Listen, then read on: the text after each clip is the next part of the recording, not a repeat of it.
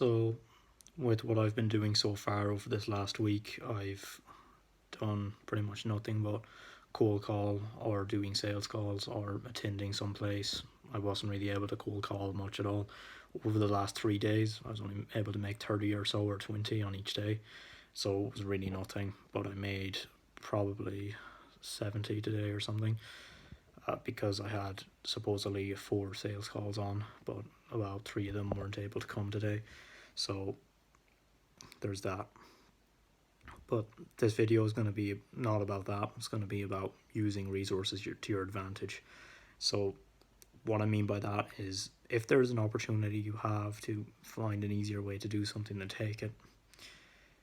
This is most prevalently outlined through my experience, by the action I took in buying my way into those courses. For example, that course I took which offers the coaching, and it's basically the most useful thing I could have done, because it speeds up the process a load and it reduces my confusion on what I'm supposed to be doing, and that's basically going to help me a lot. And I could have stuck with my ego and stuck with my pride and went, no, I'm going to do this myself. I'm going to be like how I was in Leaving Cert and not get any grinds. Like, I got no grinds in Leaving Cert throughout the entire year because I was so fixed on doing it myself, and that was fine.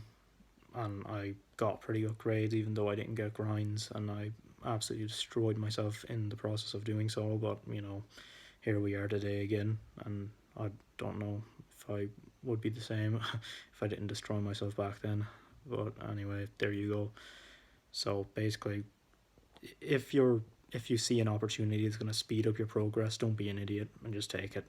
Like, if you have 12,000 to spend on some course or something, or 20 grand to spend on something that's going to take away 3 or 4 years of pure pain and misery and trying to figure it out yourself, then take it. Because, like, what's the point in not taking it? I'm pretty sure the 20 grand isn't as valuable as your whole life, basically, of youth. Well, it's not really youth, because you're going to basically be young until you're about 50 or 60, but you know what I mean.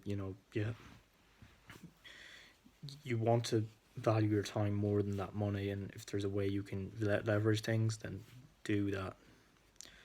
One way I did this today, again, was using a lead sourcing tool. It was Data Miner or something, and basically I type up, let's say, HVAC in X county in the UK, and I get exactly those leads, and then I put them all into this CSV file, which I put into an Excel spreadsheet. Well, not Excel, but Google Sheets, and then I just get to see them all, and it's much better, more efficient than doing it manually step by step. Because with like an hour and a half of work, and by the way, this was my first hour and a half, which included the process of figuring out how to do it in the first place, I got about 300 leads into my laptop, and normally that would have taken me about 20 to 30 hours to do if I was still doing web design.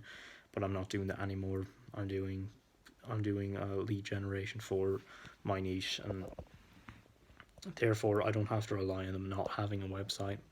And I have a tab for them on the website as well. So whatever their website is, and about 90% of them have websites.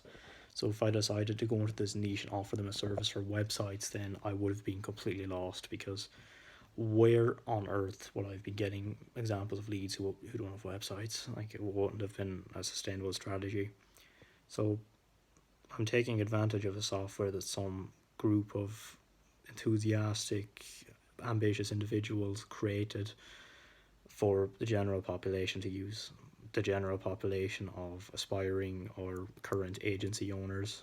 I am not an agency owner, I'm a freelancer. I don't consider myself an agency owner. I don't consider myself an entrepreneur. I don't consider myself a business owner. I don't consider myself CEO. I don't consider myself a founder. I'm none of those things, because I haven't actually built anything of value.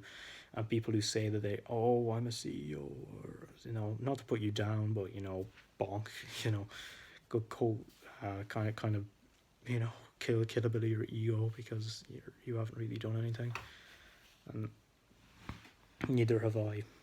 But as it says in the Bible, he who humbles himself shall be exalted, and who exalts himself shall be humbled, or something like that.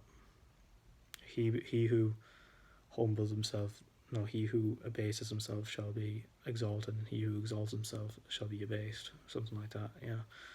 So yeah, the meaning behind that quote is that if you carry on in delusion and think that you're good enough as you are, and that you're always you're going to be able to do the things you can now without going through the painful process of changing the necessary transformational agony of becoming a business owner, then you're not going to succeed in anything. You have to change yourself, because, you know, people who say be yourself, it's not good enough. You can't just be yourself. You have to be someone else. You have to go through so much pain that your current self kind of dies, and then another self comes out on top of that. And this isn't my idea. This is actually the idea of this YouTuber I watched, Charlie Morgan, and he outlines it perfectly in his Trials by Fire video. So you should probably go and watch that, because it's an amazing video. Changed my whole summer, my whole outlook on it. And if it wasn't for that video, I don't know if I'd have bothered with going through this process, because I'd have been like, what's the point? Like, I'm just getting utterly rejected again and again and again, and I feel like I'm kind of just wasting time, and I could be doing something better. It's just my brain isn't necessarily pain avoidant in the sense that other people's are. Like, it is pain avoidant, but it will also use logic to more so than pain avoidance or biological tendencies, because I don't have many chemicals going around in my brain that make me feel crazy emotions like people normally feel. Therefore, I'm sort of ruthlessly objective in my ways of looking at the world, and I wouldn't be as pain avoidant as the average citizen even to begin with. But now I'm just, I hate to say this, but I'm on just another level. Like, it's just the truth. So, and it's still painful somewhat. I went through a bit of pain today, calling for about 7 hours or 6 hours or something, and it wasn't that bad, but it was like, no one is picking up the darn phone because it's a Friday evening, and I'm just like, don't feel like doing this. Did it anyway, and now I have the weekend ahead of me, which is great, but then I have work tomorrow, which is like not great. So anyway, I'm getting away from the point. The point is using something, not letting your ego get in the way. Even those people you might see now who are offering to sell those things to you that are going to help you, it's all odds are they had someone to help them as well, and it just keeps going back to some original guy who realized, who got the first couple of brain cells in the world and realized, oh, I have an opportunity to capitalize on here. Let me go through some transformational agony to get there, and he did it.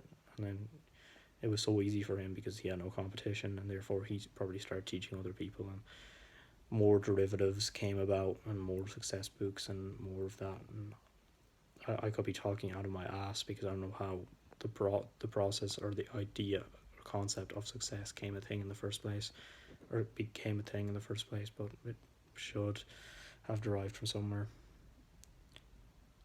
Anyway, I will have a look at continuing that lead sourcing process.